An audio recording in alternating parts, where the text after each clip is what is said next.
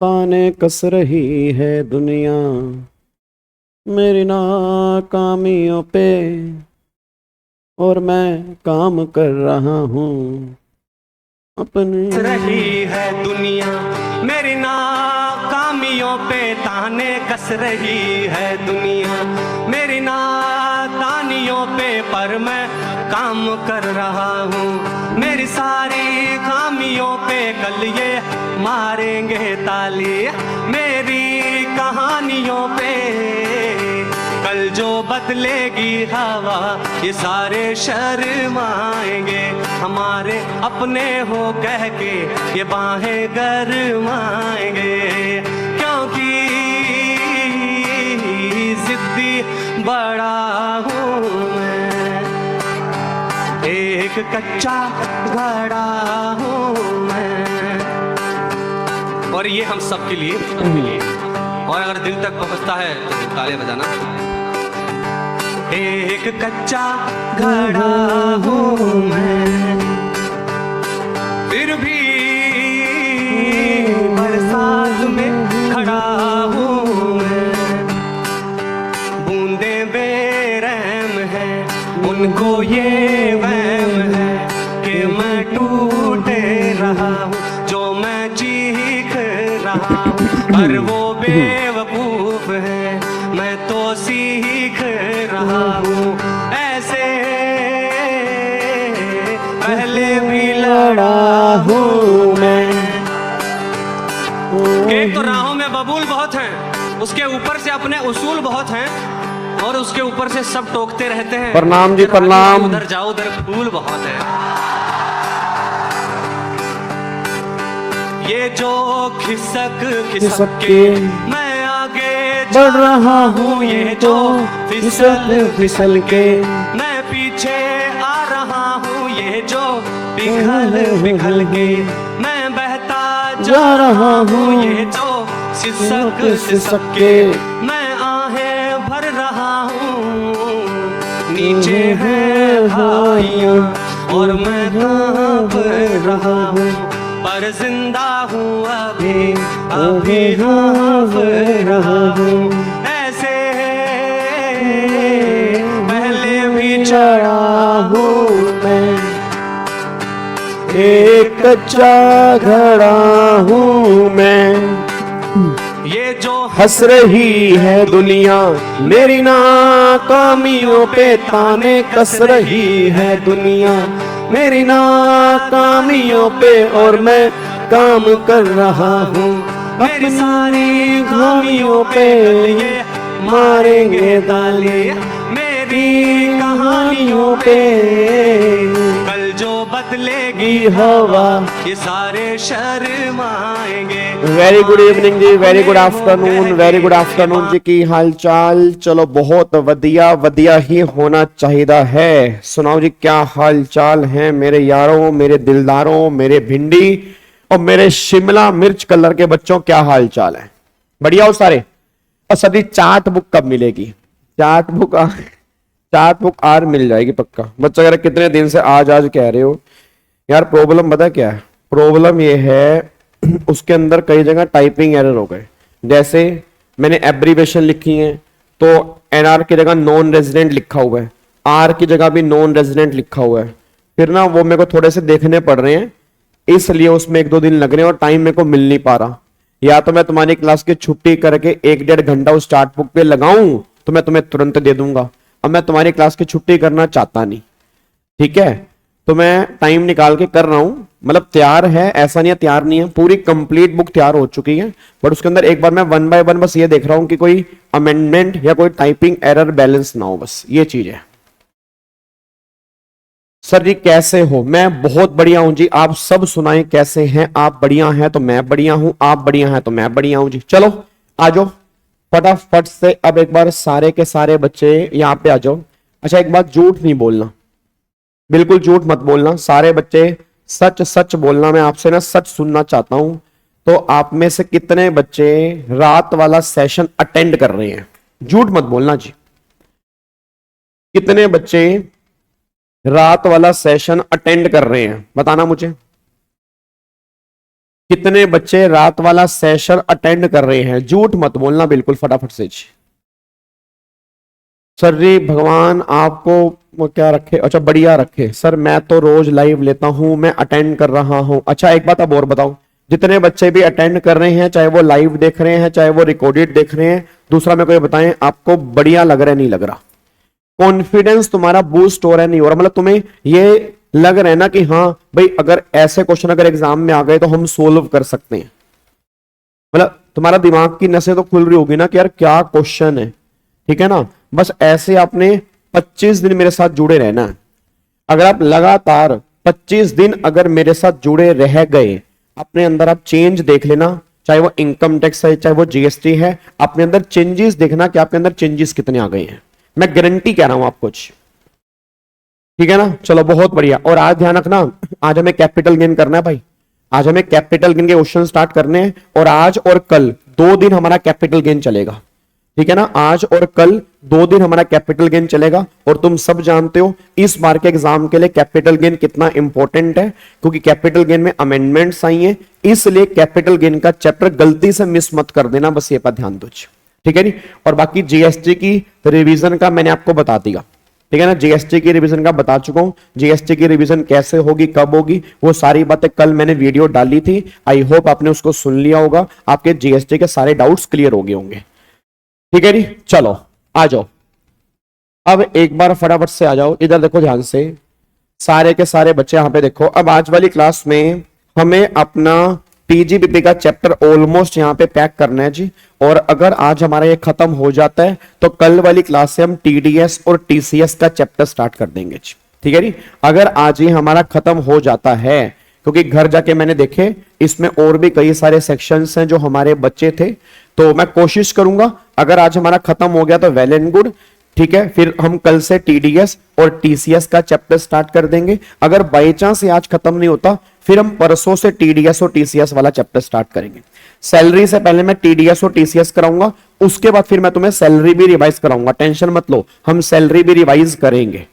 तभी आपको मैंने जीएसटी का प्लान, क्योंकि मैंने कहा ना जीएसटी थोड़ा सा लेट हो सकता है, इसलिए फिर जीएसटी का प्लान मैंने आपको बता दिया कि जीएसटी तुम रिवाइज कैसे कर सकते हो। शुभम ऑलरेडी हम बहुत सारी प्रैक्टिस कर रहे हैं मेरे बच्चे, अब आपको भी थोड़ी बहुत प्रैक्टिस करनी पड़ेगी ना। अब अगर आप भी मान सकते हो कि अगर 50 क्वेश्चन है तो 50 क्वेश्चन अगर मैं प्रैक्टिस कराऊंगा तो कैसे काम चलेगा? मेरी प्रैक्टिस से कुछ नहीं होगा, तुम्हारी प्रैक्टिस से काम बनेगा। तो जितने भी इंपॉर्टेंट क्वेश्चन है वो सारे मैं प्रैक्टिस करा रहा हूं, उसके बाद तुम्हारे पास पूरा क्वेश्चन बैंक है, जितनी मर्जी प्रैक्टिस करते रहो, ठीक है? चलो अब एक बार सारे के सारे बच्चे फटाफट से यहाँ पे आओ जी। अब प्लीज बातचीत नहीं यार, एक बार सारे के सारे बच्चे यहाँ पे देखो जी। अब कल वाली क्लास के अंदर हमने पीजीपी के कई सारे सेक्शन किए थे। अब आज वाली क्लास में जो हम स्टार्ट करने जा रहे हैं वो सेक्शन जो स्टार्ट करने जा रहे हैं वो सेक्शन नंबर 35 एडी है। इस सेक्शन को आज हम स्टार्ट करने जा रहे हैं। अब ये सेक्शन नंबर 35 एडी, इसको मैं मार्क करूंगा मोस्ट इंपोर्टेंट सेक्शन, क्योंकि आपके एग्जाम में इसमें से क्वेश्चन बनने के पूरे पूरे चांस हैं, ठीक है? इंपॉर्टेंट सेक्शन है, सेट ऑफ के साथ इसकी इंटरलिंकिंग भी हो सकती है, इसका अलग से क्वेश्चन भी बन सकता है। तो 35 एडी जो है वो बहुत इंपॉर्टेंट है, इसको बहुत ध्यान से रिवाइज करना चाहिए। अब सुनो, मैं ध्यान से कहना क्या चाह रहा हूं। अगर मैं 35 एडी की बात करता हूं ना, पहले समझो 35 एडी है क्या। पहली बार सेक्शन नंबर 35 एडी का बेनिफिट आपको तब मिलेगा अगर आपने ऑप्शनल रिजिम ली है। ऑप्शनल मतलब नॉर्मल स्कीम ली है, नॉर्मल मतलब रेगुलर स्कीम ली है, रेगुलर मतलब आपने ओल्ड स्कीम ली है, मतलब अगर आपने डिफॉल्ट स्कीम ली है, न्यू स्कीम ली है, तो 35 एडी का ऑप्शन आप यहां पे नहीं ले सकते। अब एक्चुअल में 35 एडी क्या है? 35 एडी जो है ना वो इन्वेस्टमेंट लिंक्ड इंसेंटिव है। इन्वेस्टमेंट लिंक इंसेंटिव का मतलब ये होता है कि कैपिटल खर्चे जो होंगे वो हम तुम्हें अलाउड कर देंगे, रेवेन्यू खर्चे तो आपको वैसे अलाउड हो जाते हैं, तो एक कैपिटल खर्च होगा। कैपिटल खर्चे का मतलब क्या है कि 35 एडी में गवर्नमेंट आपको टोटल मिला के 14 बिजनेस देती है, मतलब टोटल मिला के 14 बिजनेस है, 14 बिजनेस। अब गवर्नमेंट कहती है इन 14 में से अगर आप कोई बिजनेस भी स्टार्ट करोगे, उस बिजनेस को स्टार्ट करने में जो इन्वेस्टमेंट करोगे ना, वो सारी की सारी इन्वेस्टमेंट हम तुम्हें अलाउड कर देंगे। बस ये पर ध्यान दो। मतलब 35 एडी में टोटल मिला के 14 बिजनेस दिए हुए हैं। इन 14 में से अगर मैं एक बिजनेस भी स्टार्ट करूंगा, उस बिजनेस को स्टार्ट करने में जितनी भी इन्वेस्टमेंट करूंगा, वो सारी की सारी इन्वेस्टमेंट मुझे अलाउड कर दी जाएंगी। बस ये पर ध्यान देना चाहिए। अब कौन कौन सी इन्वेस्टमेंट हमें अलाउड की जाएंगी, कौन कौन से बिजनेस हैं, तो टोटल मिला के 14 बिजनेस हैं।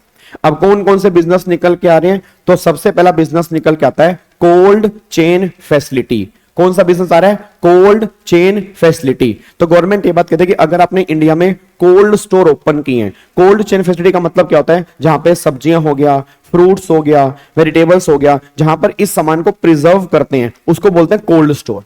और इंडिया में बहुत सारे कोल्ड स्टोर की कमी है। गवर्नमेंट चाहती है आप कोल्ड स्टोर ओपन करो। कोल्ड स्टोर ओपन करने में जो इन्वेस्टमेंट करोगे हम तुम्हें अलाउड कर देंगे। तो पहला बिजनेस जो कोल्ड चेन का, पर डिडक्शन कितनी मिलेगी, 100%। 100% मतलब जितनी भी तुम इन्वेस्टमेंट करोगे, सारी के सारी इन्वेस्टमेंट हम तुम्हें अलाउड कर देंगे। गवर्नमेंट उसकी बात कर रही है। फिर दूसरा बिजनेस, यहां पे गवर्नमेंट ये बात कहती है कि अगर आपने बिजनेस स्टार्ट किया warehousing for agriculture produce. अब warehousing for agriculture produce का मतलब क्या है, और बहुत सारे वेयर हाउस गवर्नमेंट बनाना चाहती है।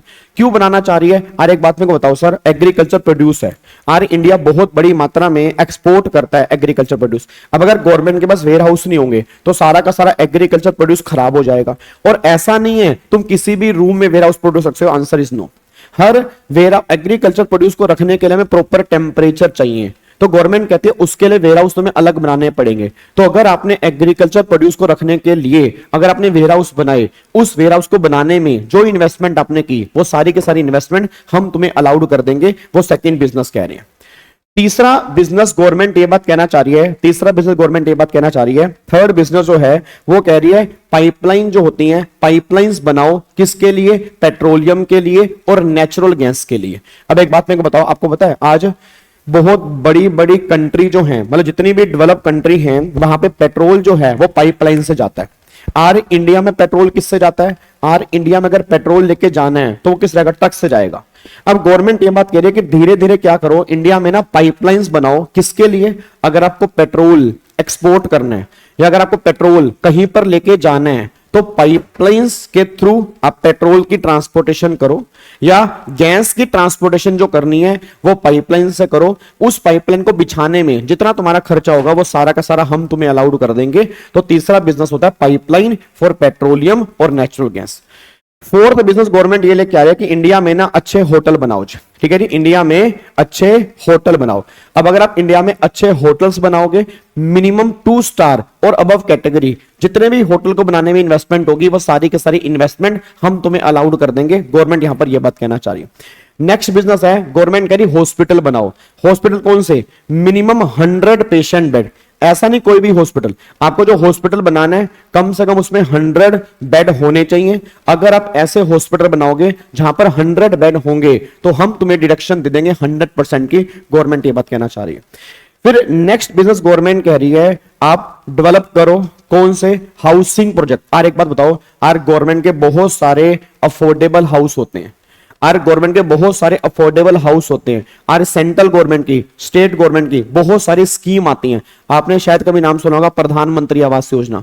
अब प्रधानमंत्री आवास योजना क्या है, प्रधानमंत्री आवास योजना का मतलब यह है कि जो आदमी इस स्कीम के अंतर्गत आएगा उसको अफोर्डेबल हाउस मिलेंगे, बहुत कम प्राइस पर हाउस मिलेंगे।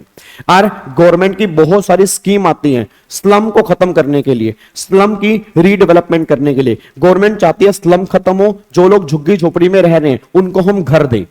तो यहां पे गवर्नमेंट वही बात कहना चाह रही है कि आप इनके लिए घर बनाओगे तो इसके घर को बनाने में जो इन्वेस्टमेंट करोगे ना हम तुम्हें डिडक्शन दे देंगे 100% की। वो ये बात कहना चाह रहे हैं। फिर अगला बिजनेस क्या है, गवर्नमेंट कह रही फर्टिलाइजर की प्रोडक्शन करो। फर्टिलाइजर मतलब क्या होता है, जो खाद। इट मींस अगर कोई पर्सन फर्टिलाइजर की प्रोडक्शन करेगा उसके लिए जो इन्वेस्टमेंट करेगा हम उसको 100% की डिडक्शन दे देंगे, that is production of fertiliser. फिर नेक्स्ट बिजनेस गवर्नमेंट कहना चाह रही है इनलैंड कंटेनर डिपो और कंटेनर फ्रेट स्टेशन। इसका मतलब क्या होता है, बच्चा कह रहा है सर इनलैंड कंटेनर डिपो क्या होते हैं, कंटेनर फ्रेट स्टेशन क्या होता है। तो गवर्नमेंट ये बात कहती है इसको बोलते हैं कस्टम के वेयर हाउस। आपने, मुझे नहीं पता कभी देखे नहीं देखे, और बहुत बड़े बड़े कंटेनर होते हैं जो इंडिया के बाहर जाते हैं और बाहर से इंडिया में आते हैं। अब इतने बड़े बड़े कंटेनर को रखने के लिए बहुत बड़े बड़े वेयर हाउस चाहिए, तो गवर्नमेंट कहती है वो बनाओ। उसको क्या बोलते हैं? इनलैंड कंटेनर डिपो या कंटेनर फ्रेट स्टेशन। तो गवर्नमेंट ने सिंपल सी बात बोली है, अगर आप कस्टम के वेयर हाउस बना रहे हैं, उस वेयर हाउस को बनाने में जो इन्वेस्टमेंट कर रहे हैं वो सारी इन्वेस्टमेंट हम तुम्हें अलाउड कर देंगे। वो ये बात कहना चाह रहे हैं, बस ये पर ध्यान दो। फिर गवर्नमेंट करिए अगला बिजनेस जो है वो है beekeeping, production of honey. मतलब आज आप हनी की प्रोडक्शन करो, शहद बनाओ, क्योंकि आज इंडिया का शहद पूरे वर्ल्ड के अंदर फेमस है। तो अगर आप प्रोडक्शन ऑफ हनी करोगे, बी कीपिंग करोगे, जो इन्वेस्टमेंट करोगे इस बिजनेस के अंदर, हम तुम्हें 100% की डिडक्शन दे देंगे। यह बिजनेस नंबर 10 हमारा यहां पे निकल के आ रहा है। फिर अगला बिजनेस कौन सा है? अगला बिजनेस है warehousing facility for sugar. आप सब जानते हो आज शुगर बहुत बड़ी मात्रा में एक्सपोर्ट हो रही है और गवर्नमेंट चाहती है कि शुगर मैक्सिमम मात्रा में एक्सपोर्ट हो। बट प्रॉब्लम क्या है? शुगर को रखने के लिए हमें क्या चाहिए? वेयर हाउस चाहिए। तो गवर्नमेंट कह रही है अगर हमें शुगर को रखने के लिए वेयर हाउस चाहिए तो आप वेयर हाउसिंग फैसिलिटी बनाओ। किसके लिए? शुगर के लिए। जो इन्वेस्टमेंट करोगे हम सारी इन्वेस्टमेंट तुम्हें अलाउड कर देंगे। तो warehousing facility for sugar deduction मिलेगी 100% की। फिर गवर्नमेंट ये बात कहना चाह रही है laying and operating a slurry pipeline for transportation of iron ore. अच्छा एक बात मेरे को बताओ, आपको पता है और बाहर वाली कंट्री में जो आयरन ओर है, आयरन ओर क्या होता है? एक तरह से लोहा होता है। और बाहर वाली कंट्री में लोहे की ट्रांसपोर्टेशन जो होती है वो पाइपलाइन से होती है। तो बच्चा कह रहा है कहीं मतलब पागल वागल तो नहीं हो, लोहे की ट्रांसपोर्टेशन पाइपलाइन से कैसे होगी? यस होती है, जब लोहे को मेल्ट कर देते हैं। अब एक बात मेरे को बताओ, आज अगर मान लो कोई लोहा ट्रांसपोर्ट हो रहा है, वो ट्रकों से लोहा ट्रांसपोर्ट हो रहा है और फैक्ट्री में जाके उसको मेल्ट करते हैं, उसको मोल्ड करते हैं, उसकी फिर शेप्स में लेके आते हैं, फिर वो आगे जाके सप्लाई होता है। तो गवर्नमेंट ने कहा जब आपने पहले मेल्ट करना है फिर शेप में कन्वर्ट करना है तो बेटर यह कि हम तुम्हें पहले ही मेल्ट करके दे दें। अब उसके लिए जो पाइपलाइन बनती हैं उसको बोलते हैं स्लरी पाइपलाइन। ये ऐसी पाइपलाइन होती हैं जिनमें लोहा जमता नहीं है, हीटेड पाइपलाइन होती है, इसमें लोहा मेल्ट ही रहता है। तो गवर्नमेंट ये बात करे कि आप ऐसी पाइपलाइन बनाओ जो आयरन ओर की ट्रांसपोर्टेशन में यूज हो। जितनी इन्वेस्टमेंट करोगे हम तुम्हें डिडक्शन दे देंगे 100%। फिर अगला बिजनेस ये निकल के आता है, आप बिजनेस स्टार्ट करो किसका? Semi conductor wafer fabrication.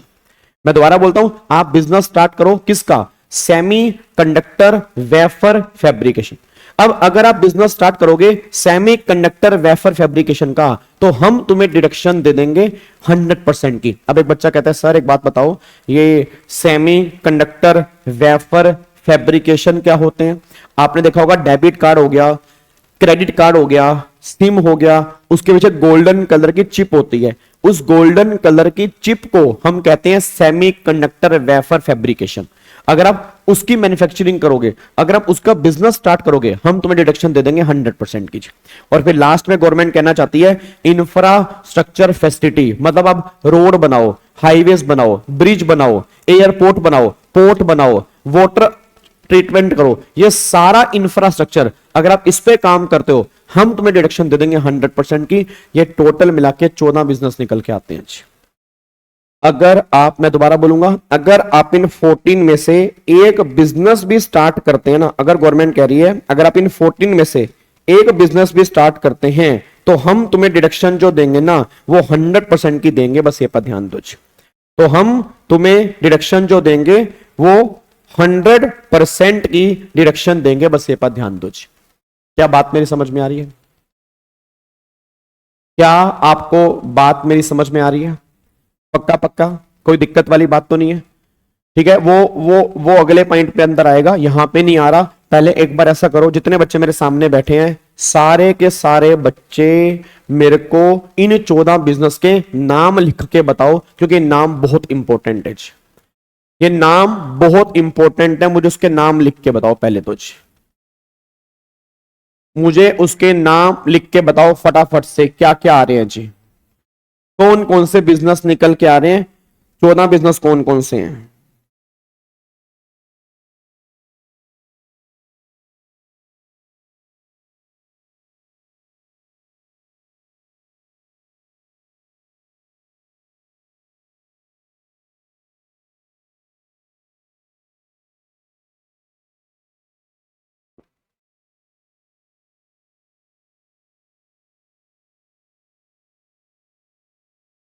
हाँ जी,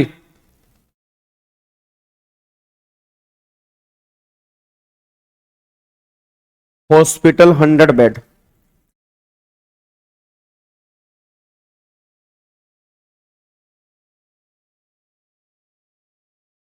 वेयर हाउसिंग शुगर, बहुत बढ़िया, वेरी गुड जी। Beekeeping, affordable housing, sugar warehouse, agriculture produce, चलो स्लरी पाइपलाइन, स्लरी पाइपलाइन, चलो जी बहुत बढ़िया, वेरी गुड। चलो अब एक बार सारे के, अच्छा अभी अभी सुनो ध्यान से, अभी सारे बच्चों ने पूरे नहीं लिखे, अभी सारे बच्चों ने पूरे नहीं लिखे।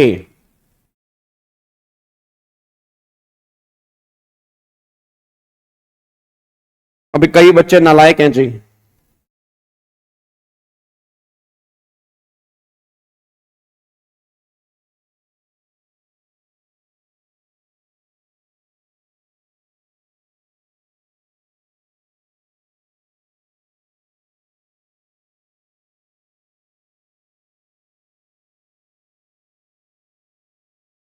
चलो इधर देखो ध्यान से जी, बहुत बढ़िया। अब एक बात मेरे को बताओ, अब ये टोटल बिजनेस आपको याद करने हैं, आपको धीरे धीरे याद हो जाएंगे। अब बस मेरे को इतना बता दो, अगर मैं इन 14 में से अगर एक बिजनेस भी स्टार्ट करता हूं तो मेरे को डिडक्शन कितनी मिलेगी, बस ये बता दो जी।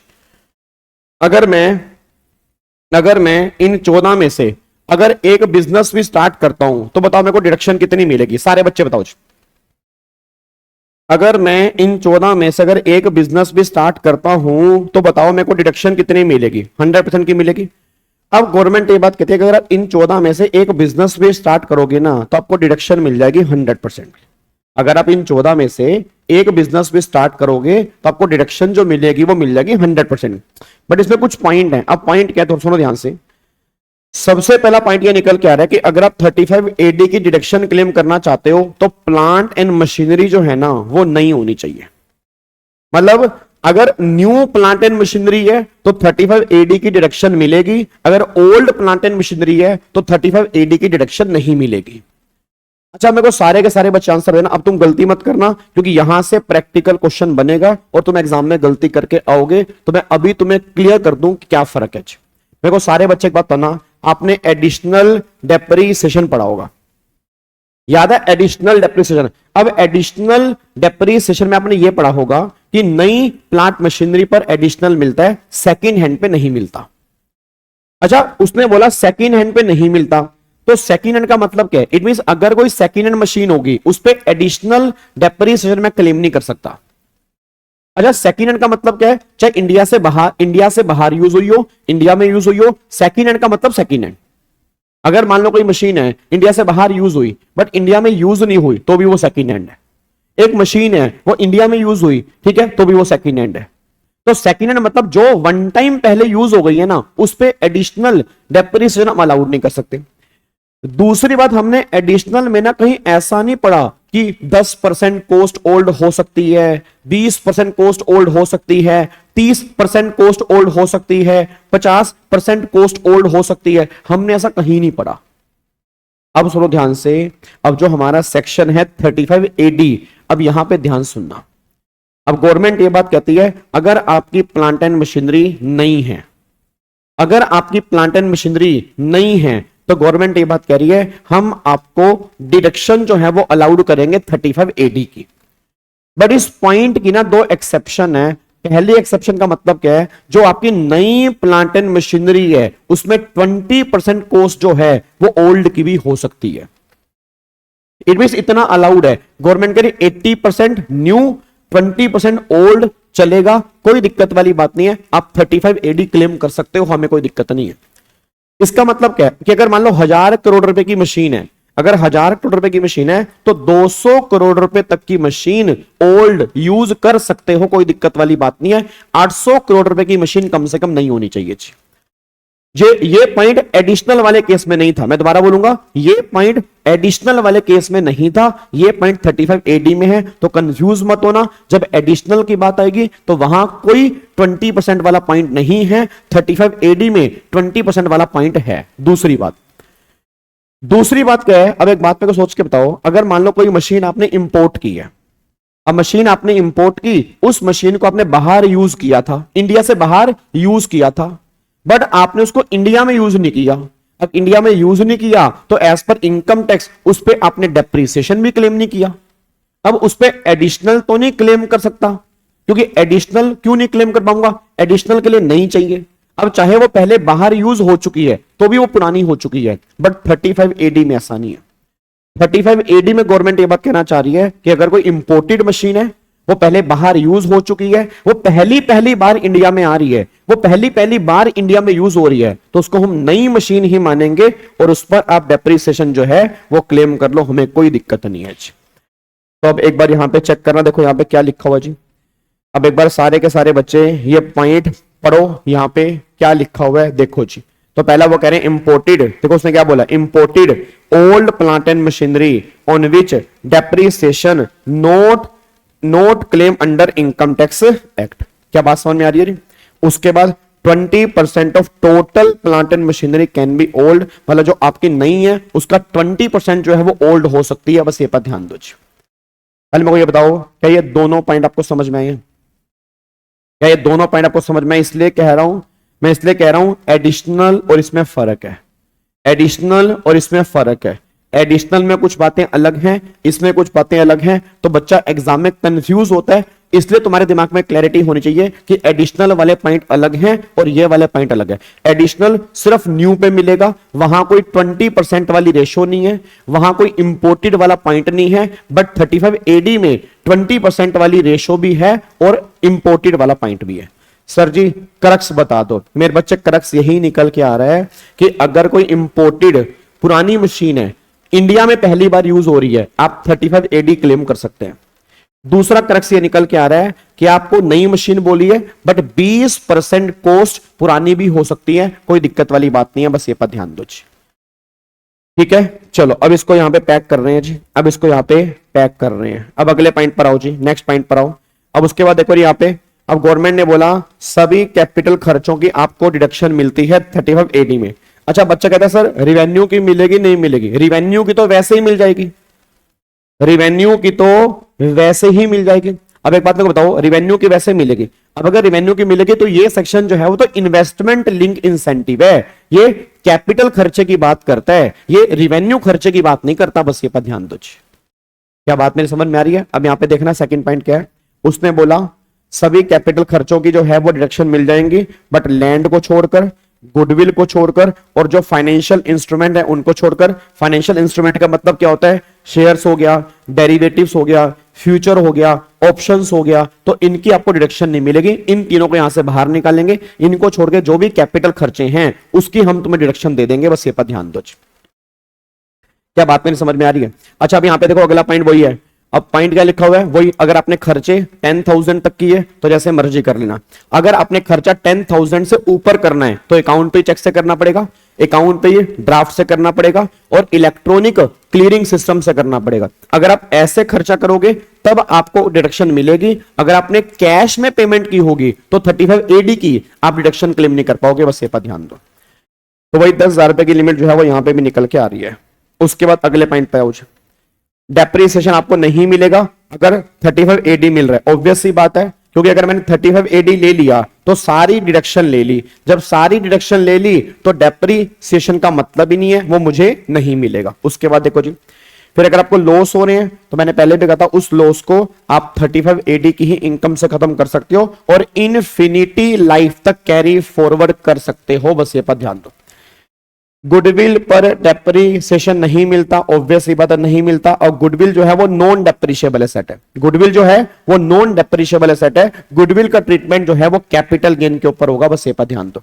आगे देखते हैं जी, फिर वो कहना चाह रहा है आगे देखो, अब वो कह रहा है इफ एसेट, अगर आपने एसेट जिस पर आपने 35 एडी क्लेम किया अगर आप उसको बेच दिया तो जो भी तुम्हारा सेल प्राइस होगा वो टैक्सेबल होगा पीजीपी के अंदर। सिंपल सी बात क्या निकल के आ रही है, सिंपल सी बात ये निकल के आ रही है कि अगर 35 एडी में अगर आपने डिडक्शन क्लेम कर ली, मैं दोबारा बोलूंगा, अगर आपने 35 एडी में डिडक्शन क्लेम कर ली और फिर आपने बाद में बेच दिया, तो जो भी रिकवरी होगी वो क्या होगी, टैक्सेबल होगी अंडर हेड पीजीपी के अंदर।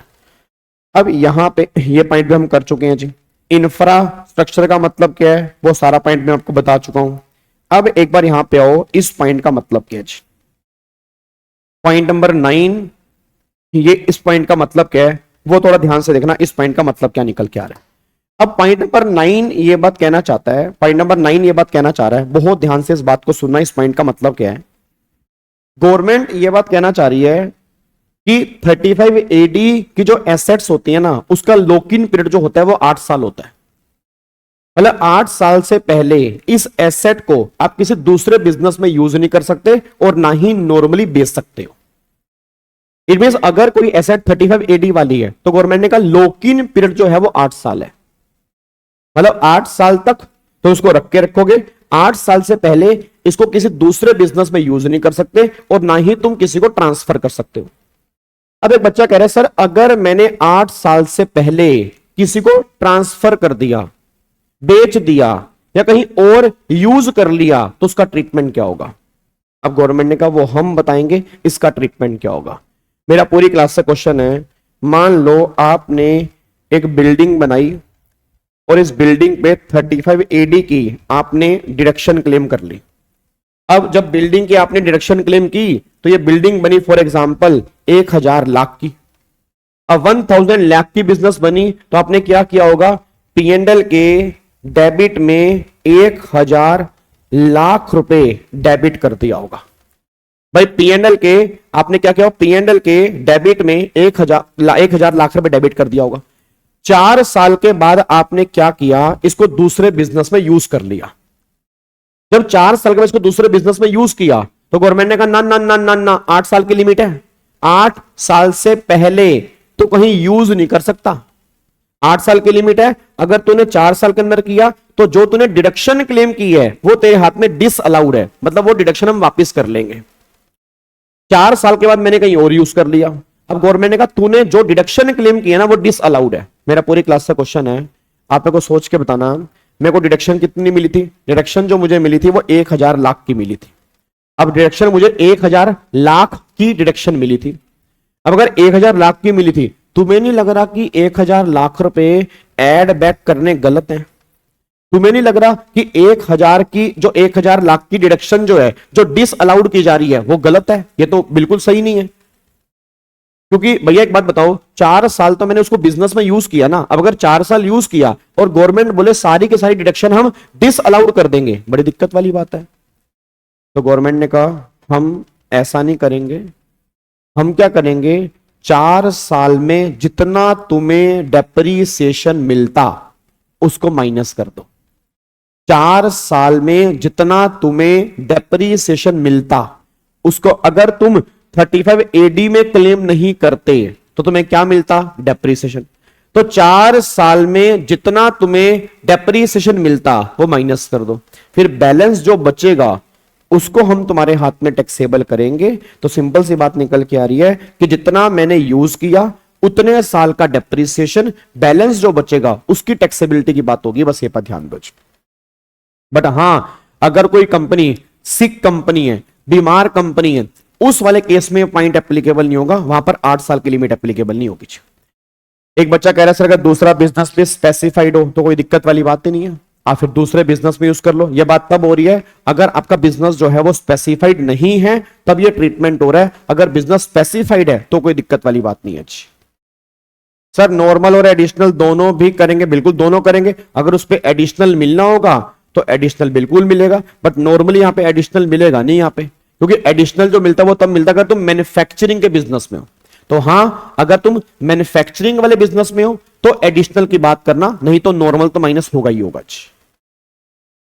क्या बात मेरे समझ में आ रही है? एक ही मशीन परचेज किया है सेकेंड हैंड एंड वो बहुत कम यूज हुई तो उसको फुली सेकेंड हैंड मानेंगे या टाइम पीरियड के अकॉर्डिंग? उसका कोई टाइम पीरियड नहीं होता जिसमें, इसमें कोई टाइम पीरियड नहीं है। सेकेंड हैंड मतलब सेकेंड हैंड है, चाहे वो एक दिन यूज हुआ हो। अगर वो एक दिन भी यूज हो गई है ना तो वो सेकेंड हैंड है, बस ये पर ध्यान देना चाहिए। क्या बात समझ में आ रही है जी? तो वही पॉइंट यहाँ पे देखो लिखी है, देखो उसने क्या लिखा है कि भैया जितना डिडक्शन मिला उसमें से आप डेप्रीसिएशन माइनस कर दोगे, फिर तुम्हारी बैलेंस पीजीपी की इनकम आएगी। और ये जो है वो सिक कंपनी वाले केस में एप्लीकेबल नहीं है। इट मींस अगर कोई कंपनी सिक कंपनी है वहां पर कोई लिमिट एप्लीकेबल नहीं है। फिर जो तुमने यहां पर माइनस किया ये तुम्हारी इनकम है, और ये इनकम जो है जो आदमी इसको परचेज करेगा उसकी कॉस्ट ये बन जाएगी जी। भाई जितने की कॉस्ट थी उसमें से आपने डेप्रीसिएशन माइनस कर दिया, फिर बैलेंस जो बचा उसकी कॉस्ट बन गई, बस ये पर ध्यान दो। क्या बात मेरी समझ में आ रही है? क्या आपको बात मेरी समझ में आ रही है? अब इसका क्वेश्चन मैं तुम्हें कराऊंगा, इसके एक नहीं 3 क्वेश्चन मैं तुम्हें कराऊंगा 35 AD के, जो मुझे पूरी पूरी उम्मीद है वो एग्जाम के अंदर बन सकते हैं और क्वेश्चन बहुत इंपॉर्टेंट है। बट उससे पहले हम एक बार सेक्शन 40B देख लेते हैं। एक बार हम सेक्शन 40B देख लेते हैं और देन फिर हम 35 AD के 3 क्वेश्चन जो हैं वो हम डिस्कस करेंगे कि इसमें से क्वेश्चन कैसा बनता है। तो भी डिडक्शन मिल जाएगा। आप ओनर हैं, इसका एग्जीक्यूशन कोई और कर रहा है तो भी आपको डिडक्शन मिल जाएगा, कोई दिक्कत वाली बात नहीं है, कोई भी दिक्कत वाली बात नहीं है।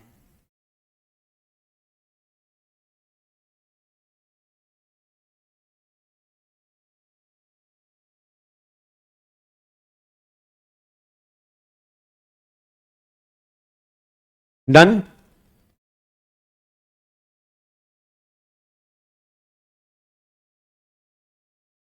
चलो अब एक बार फटाफट से आओ जी।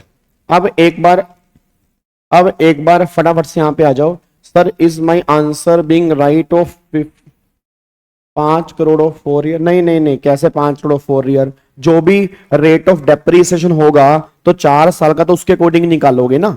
1000 लाख है, मान लो बिल्डिंग है, तो बिल्डिंग वाले कैसे पहले साल में 10%, फिर उसमें से वो 10% माइनस करोगे, फिर अगले साल में 10%, फिर वो माइनस करोगे, फिर नेक्स्ट ईयर में 10%। तो आप डेप्रीसिएशन जो है वो डब्ल्यू मेथड से क्लेम करोगे ना, ऐसा थोड़ा क्लेम करोगे।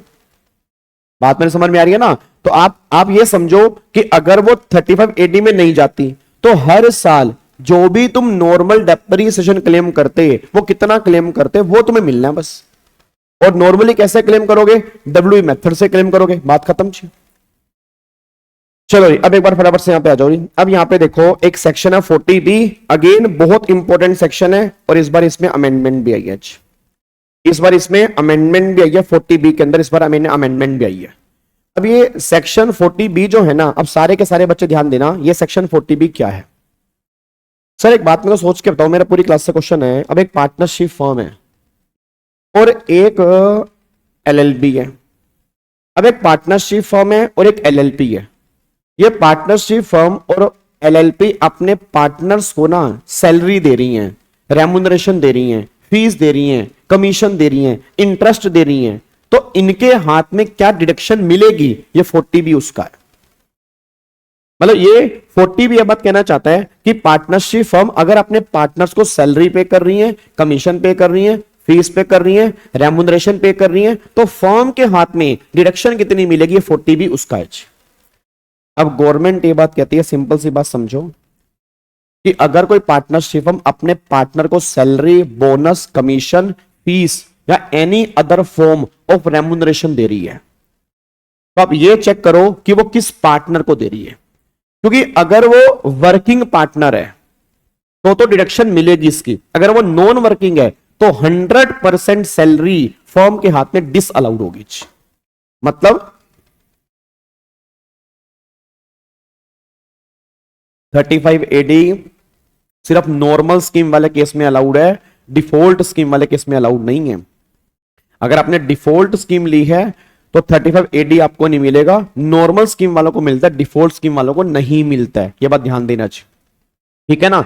चलो अब एक बार यहां पे देखो जी। अब अगर वर्किंग पार्टनर है तो डिडक्शन मिलेगी, नॉन वर्किंग वाले केस में डिडक्शन नहीं मिलेगी। अच्छा अब क्या हुआ? अब गवर्नमेंट ने बोला अगर आप नॉन वर्किंग पार्टनर को सैलरी, बोनस, कमीशन दे रहे हो तो 100% डिसअलाउड है। बट अगर वर्किंग पार्टनर को दे रहे हो तो वो अलाउड है, उसमें कोई दिक्कत वाली बात नहीं, अलाउड है। अब कितनी अलाउड है उसकी एक लिमिट है, बट ये बात तो कंफर्म है कि वर्किंग पार्टनर वाले केस में अलाउड है, नॉन वर्किंग वाले केस में डिसअलाउड है। फिर दूसरा गवर्नमेंट ने बोला जो इन पार्टनर्स ने अपनी फर्म में कैपिटल लगाई, जो इन पार्टनर ने अपनी फर्म में कैपिटल लगाई, तो उस कैपिटल पे जो भी फर्म को इंटरेस्ट आएगा, मतलब जो भी फर्म इंटरेस्ट पे करेगी, तो अगर वो इंटरेस्ट 12% तक है तो अलाउड है, अगर 12% से ऊपर है तो डिसअलाउड है। और ये इंटरेस्ट नॉन वर्किंग पार्टनर वाले केस में भी अलाउड है 12% तक। रीजन, क्योंकि कैपिटल वर्किंग की भी लगी है और कैपिटल नॉन वर्किंग की भी लगी है। तो भैया वर्किंग हो या नॉन वर्किंग हो, कैपिटल का इंटरेस्ट जो है वो दोनों केस में अलाउड है, बट 12% तक अलाउड है। अब ये पॉइंट हमें समझ में आ गया। बस अब एक पॉइंट समझना है कि जो वर्किंग पार्टनर को दी गई सैलरी है वो कितनी अलाउड है। अब गवर्नमेंट ये बात कह रही है कि जो वर्किंग पार्टनर को सैलरी दी जा रही है उसकी हम तुम्हें डिडक्शन कितनी देंगे, वो डिपेंड करता है उस पार्टनरशिप फर्म के बुक प्रॉफिट कितने हैं। वो डिपेंड करता है उस पार्टनरशिप फर्म के बुक प्रॉफिट कितने हैं। अब अगर मैं बुक प्रॉफिट की बात करता हूं, जितने भी उस पार्टनरशिप फर्म के बुक प्रॉफिट हैं, पहले 6 लाख रुपए अलग कर दो और 6 लाख के अलावा अलग कर दो। पहले यहां पे लिमिट होती थी 3 लाख, मैं दोबारा बोलूंगा, पहले यहां पे लिमिट होती थी 3 लाख, पहले लिमिट होती थी 3 lakh. Sir additional depreciation new scheme में मिलता है? नहीं मिलता, एडिशनल सिर्फ ओल्ड के लिए। तो पहले यहां पे लिमिट होती थी 3 लाख, और अब गवर्नमेंट ने कहा पहले 6 लाख और in case of loss, it mean अगर उस पार्टनरशिप हमको लॉस भी है तो भी डिडक्शन मिलेगी ही मिलेगी, कोई दिक्कत वाली बात नहीं। प्रॉफिट है तो वैसे ही मिलेगी, लॉस है तो भी मिल सकती है। तो पहले 6 लाख तक कितना, जितने उस पार्टनरशिप हमके बुक प्रॉफिट हैं उसका 90% और 3 लाख रुपए विच एवर इज हायर। अब मुझे नहीं पता मेरी क्लास में कितने इंपॉर्टेंट बच्चे हैं, कितने इंटेलिजेंट बच्चे हैं। अगर कोई बच्चा इंटेलिजेंट होगा, एक बात जरूर समझ गया होगा कि 3 लाख रुपए तक की तो डिडक्शन फर्म क्लेम कर ही सकती है। मतलब 3 लाख रुपए तक की डिडक्शन ऐसी है जो पार्टनरशिप फर्म क्लेम कर ही सकती है, क्योंकि विच एवर इज हायर है। मतलब अगर प्रॉफिट है तो भी 3 लाख की लिमिट आ सकती है, और अगर पार्टनरशिप फर्म के लॉस है और वो लॉस में सैलरी दे रही है तो 3 लाख तक की डिडक्शन तो क्लेम कर ही सकती है, उसमें कोई उसको रोक नहीं सकता। अगर यहां लेस होता तो बात अलग होती, अगर यहां पे हायर है तो एक पार्टनरशिप फर्म पार्टनर्स को टोटल 3 लाख रुपए तक की मतलब सैलरी देके डिडक्शन क्लेम कर सकते हैं, कोई दिक्कत वाली बात नहीं है। क्या बात मेरे समझ में आ रही है? अच्छा अब यहां पे देखो जी, अब पहले 6 लाख का, पहले 6 लाख तक 90% और 3 lakh whichever is higher. अब जो हमारे बैलेंस बुक प्रॉफिट बचे तो उसमें जो मिलेगी वो कितने की मिलेगी? 60% की मिलेगी। तो मतलब पहले 3 लाख का 90%, ठीक है, और 3 लाख इनमें से हायर, और जो बैलेंस बुक प्रॉफिट बचे हैं उसका 60%। तो इन दोनों को जोड़ के जो आएगा उतनी रेम्युनरेशन जो है वो अलाउड है, बाकी डिसअलाउड है। अब एक बार ऐसा करता हूं, मैं तुम्हें ये लो, ये क्वेश्चन है, ये आप मुझे इसका आंसर दो। आप मुझे बताओ कितनी डिडक्शन पार्टनरशिप फर्म को मिलेगी। ये पूरा पीडीएफ आपके सामने है, बताना मुझे कितनी डिडक्शन मिलेगी जी।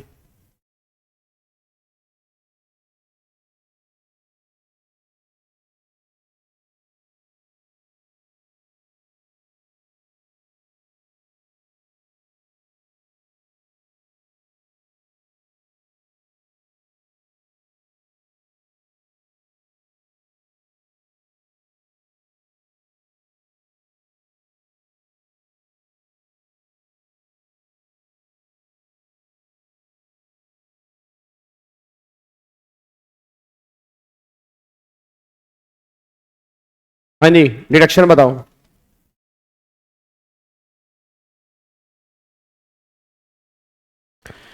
हर्ष यार वो ना क्वेश्चन बैंक में से ही है।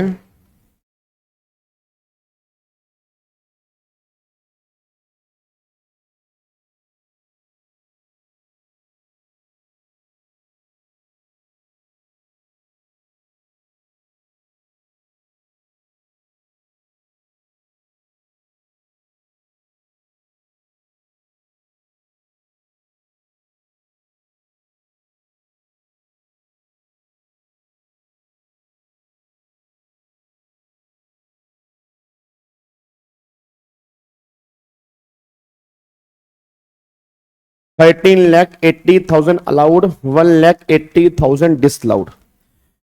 चलो बहुत बढ़िया जी, तो एक बार चेक करो, बहुत बढ़िया, वेरी गुड यार, बहुत बढ़िया जी। तो देखो यहाँ 20 लाख है तो पहले 6 लाख का 90%, फिर 14 लाख का 60% तो 13,80,000 पे। और अगर मैं यहाँ पे चेक करता हूँ डिस अलाउड जो है वो 1,80,000 आ रहा है जी। बहुत बढ़िया, वेरी गुड, जबरदस्त, बहुत बढ़िया जी। अब अगला एग्जाम्पल देखो, अब अगला एग्जाम्पल बताओ, इसमें इंटरेस्ट भी है, ध्यान रखना इसमें इंटरेस्ट भी है जी, इसमें इंटरेस्ट भी है। ये क्वेश्चन करके बताओ मेरे को जी, इसमें इंटरेस्ट भी है, तो ध्यान देना इंटरेस्ट भी है इसके अंदर जी।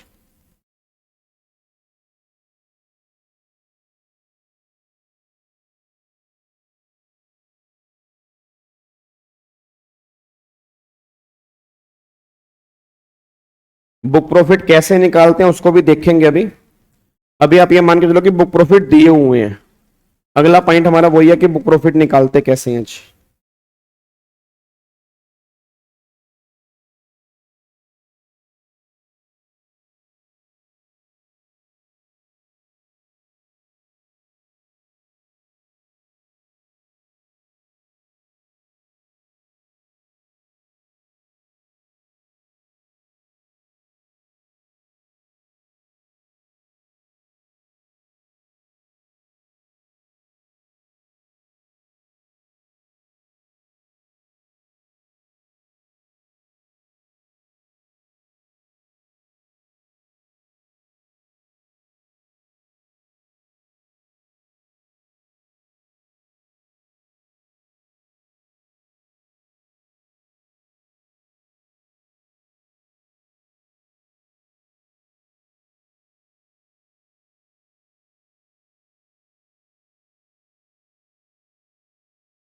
हाँ जी, कितना आ रहा है? 11,10,80,000, 10,80,000 अलाउड है।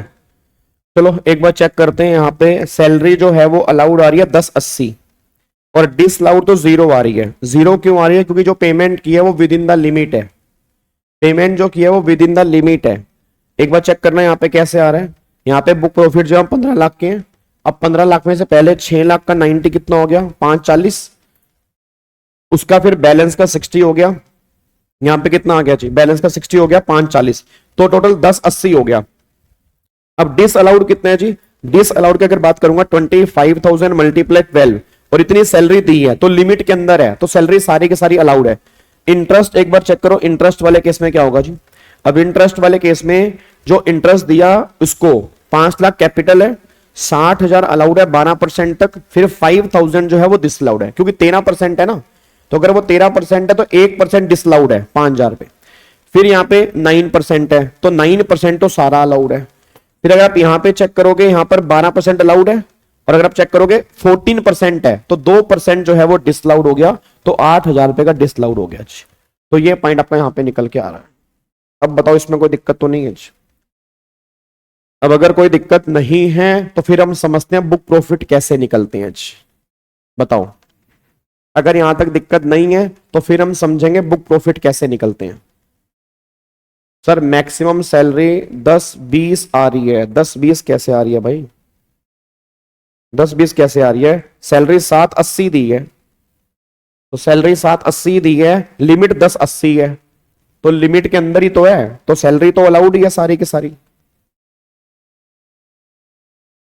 डन, इसको लॉक करें। चलो अब सुनो ध्यान से, अब अगले पॉइंट के ऊपर आओ जी। अब सारे के सारे बच्चे नेक्स्ट पॉइंट के ऊपर आओ। अब सुनो ध्यान से, मैं कहना चाहता हूं, एक बच्चे का डाउट आया था कि सर ये तो बुक प्रॉफिट दिए हुए हैं तो आप कर रहे हो, बट मान लो पेपर में क्वेश्चन बना उसमें हमें बुक प्रॉफिट निकालने हैं। अब अगर हमें बुक प्रॉफिट निकालने हैं तो हम बुक प्रॉफिट कैसे निकालेंगे वो तो बताओ भाई। यहां तो बुक प्रॉफिट दे दिए, अब जहां बुक प्रॉफिट दे दिए वहां हमने कैलकुलेशन कर ली, अब जहां हमें बुक प्रॉफिट नहीं दिए तो वहां बुक प्रॉफिट कैसे निकालेंगे? तो गवर्नमेंट ने कहा टेंशन मत लो।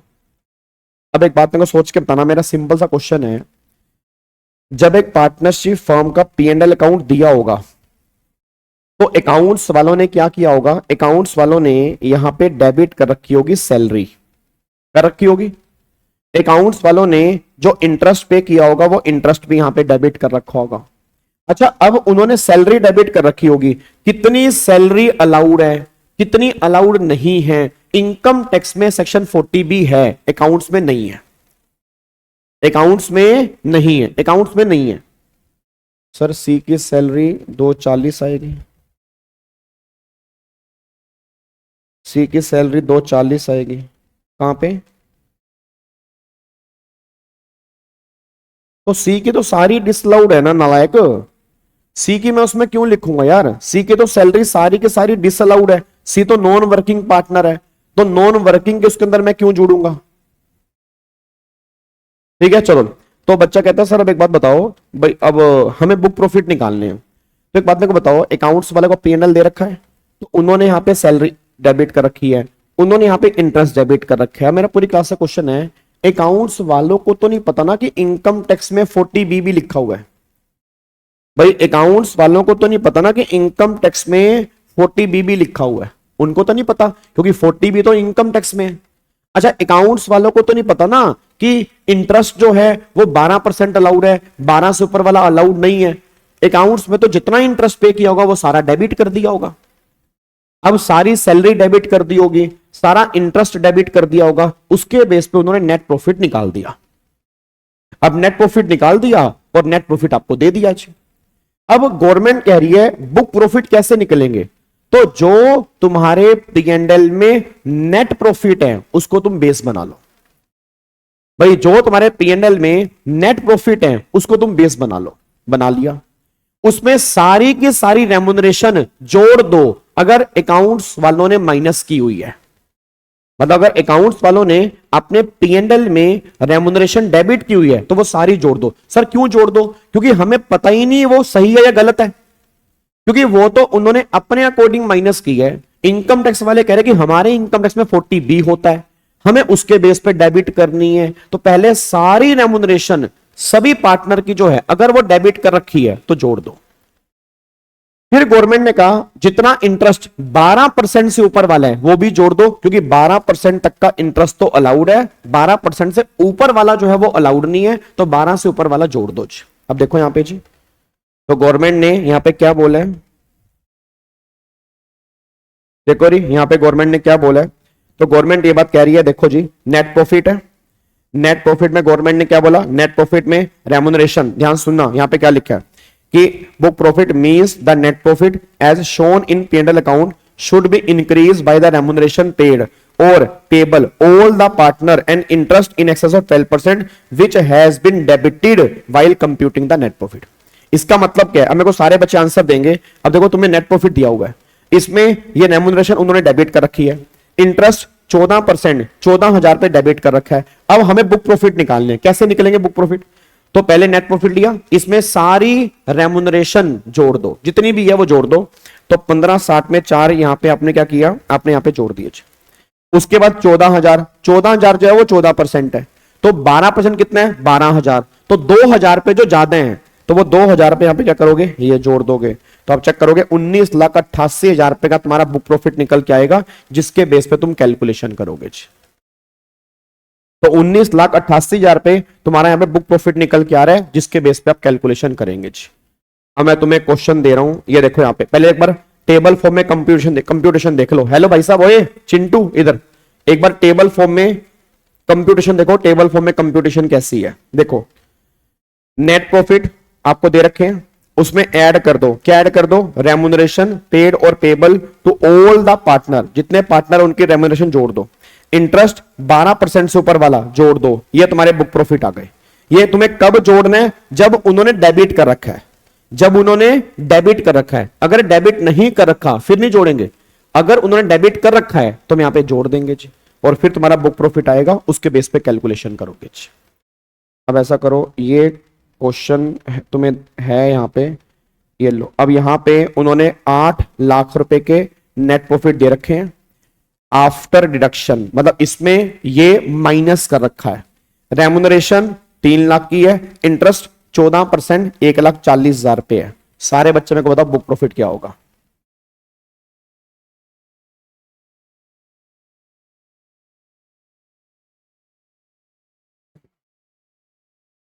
सर हर बार ऐसे ही बुक प्रॉफिट निकलता है, यस, जो भी आपके पीएनएल में नेट प्रॉफिट होते हैं उससे ही बुक प्रॉफिट निकलता है।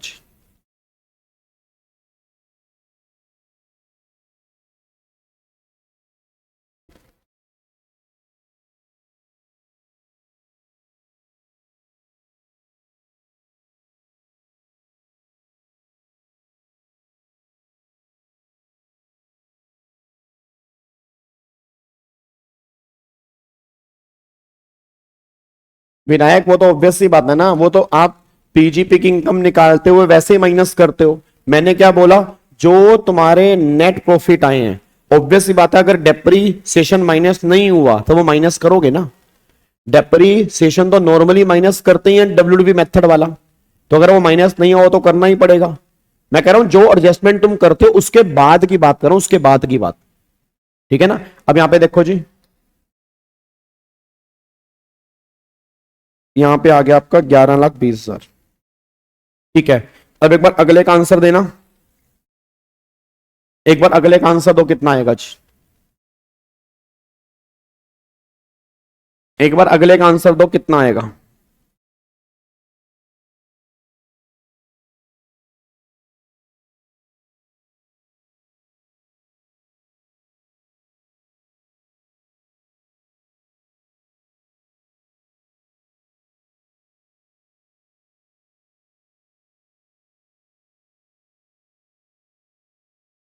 $8,52,000, 6,80,000, 8 लाख। क्या क्या आंसर दे रहे हो मेरे को, 8 लाख। गलत, गलत आंसर है। करेक्ट आंसर है 6,80,000।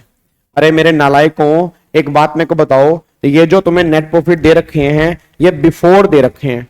बिफोर का मतलब इसमें अभी डिडक्शन नहीं दी, अब इसमें डिडक्शन नहीं दी। अब एक बात मेरे को सोच के बताना, डिडक्शन नहीं दी उसने तो रेमुनरेशन माइनस नहीं किया, अच्छी बात है, बट जो इंटरेस्ट माइनस नहीं किया तो 12% तो इंटरेस्ट माइनस होना चाहिए ना भाई। 12% तक वाला तो अलाउड ही है ना। तो 1,40 अगर 14 तो 12% कितना हो गया, 1,20,000, तो वो तो माइनस करोगे ही, तो 680 आएगा जी, 680 आएगा भाई। 12% तक का तो इंटरेस्ट माइनस करोगे ना। मैंने क्या कहा था, आप ऐड कब करते हो, 12% से ज्यादा वाला, मतलब 12% तक वाला तो अलाउड ही है। तो अगर मान लो वो डिडक्शन नहीं दी तो वो तो हमें देनी पड़ेगी ना, तो 12% माइनस करेंगे फिर मेरे यहां पे बुक प्रॉफिट निकल के आएंगे, बस ये पर ध्यान दो। क्या बात मेरी समझ में आ रही है जी, पक्का पक्का, कोई दिक्कत वाली बात तो नहीं यहां तक, कोई भी दिक्कत परेशानी तो नहीं है, फटाफट से बोल दो मुझे जल्दी।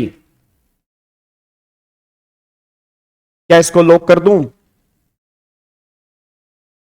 चलो बहुत बढ़िया जी, वेरी गुड। तो ये हमारा हो गया जी, ये हमारा 35 AD हो गया जी, ये हमारा क्या हो गया, सॉरी 40B हो गया। अब एक बार अगले पॉइंट पर आओ। अब एक सेक्शन है हमारा 43B। अब ये 43B क्या बोलता है, एक बात मेरे को सोच के बताना चाहिए। हेलो भाई साहब, ओए सुनो ध्यान से, एक बात मेरे को सोच के बताना। इनकम टैक्स में डिडक्शन जो मिलती है वो पेबल बेस पर मिलती है, पेड बेस पर मिलती है। तो नॉर्मली जो मिलती है वो पेड बेस पर मिलती है, बट हाँ कुछ खर्चे पेबल बेस पे भी अलाउड होते हैं, पेड बेस पे भी अलाउड होते हैं। अब पेड बेस पे अलाउड होंगे, बात 43B में लिखी है। अब पेमेंट हमें करनी कब तक है, अगर मैं रिटर्न फाइल करने की जो ड्यू डेट है अगर उस दिन या उससे पहले पेमेंट कर दूंगा तो खर्चा मुझे सेम प्रीवियस ईयर में अलाउड हो जाएगा जिस साल का वो खर्चा है। तो 43B कहता है कि जो भी आपने पेमेंट अगर करनी है तो आप रिटर्न फाइल करने की डेट से पहले पे कर देना, हम डिडक्शन दे देंगे आपको।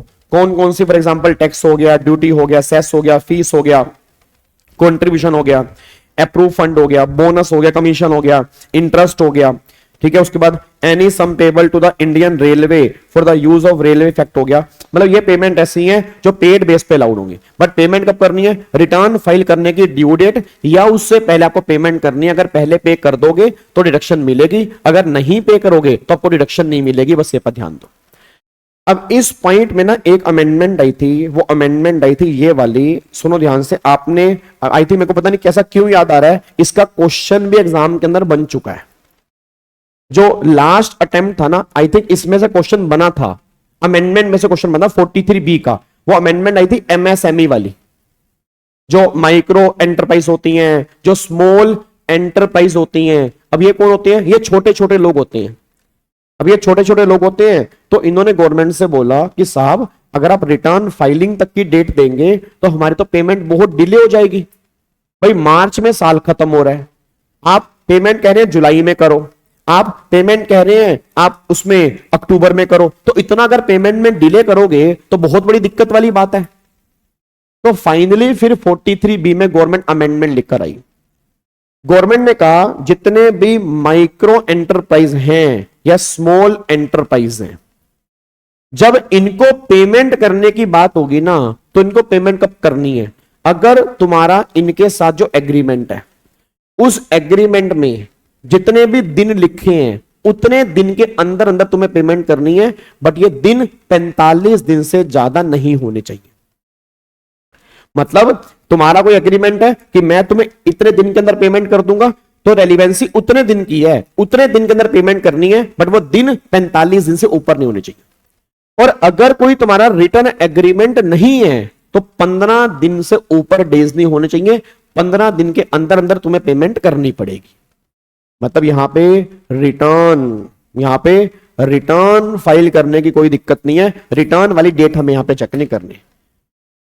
ठीक है, अब यहां पे देखो, यहां पे किसकी बात कर रहे हैं? देखो यहां पे स्मॉल मतलब माइक्रो एंटरप्राइज और स्मॉल एंटरप्राइज। तो माइक्रो और स्मॉल वाले केस में अमेंडमेंट आई थी।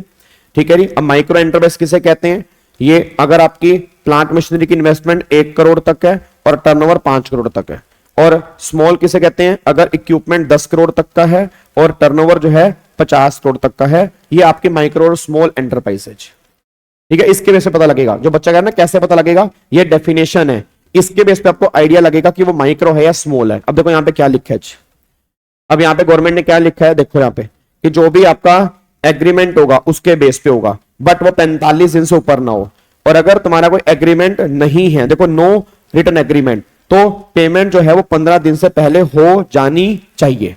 ठीक है, अब मैं तुम्हें क्वेश्चन के थ्रू समझाता हूं। आई थिंक ये क्वेश्चन पेपर के अंदर बन चुका है, ये क्वेश्चन जो है पेपर के अंदर बन चुका है। अब एक बार चेक करना, यहां पे देखो मिस्टर ए है, उसने परचेज किया गुड्स 10,000 रुपए का from an company a micro enterprise on 1 March 25 को।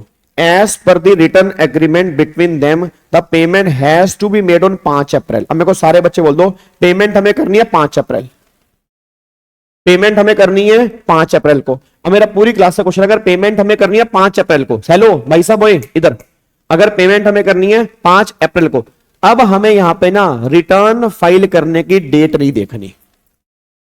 अब हमें यहां पे रिटर्न फाइल करने की डेट नहीं देखनी है, अब हमें क्या देखना है? 5 अप्रैल। इट मींस अगर 5 अप्रैल तक पेमेंट कर दी तो खर्चा 24-25 में ही अलाउड हो जाएगा।